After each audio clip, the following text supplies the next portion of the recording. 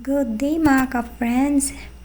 Flex ko lang to at gusto ko lang bumati ng happy birthday sa nag-iisa kong viewers.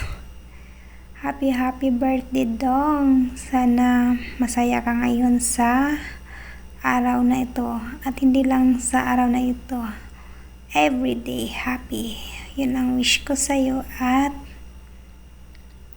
stay healthy and more blessings sa buhay.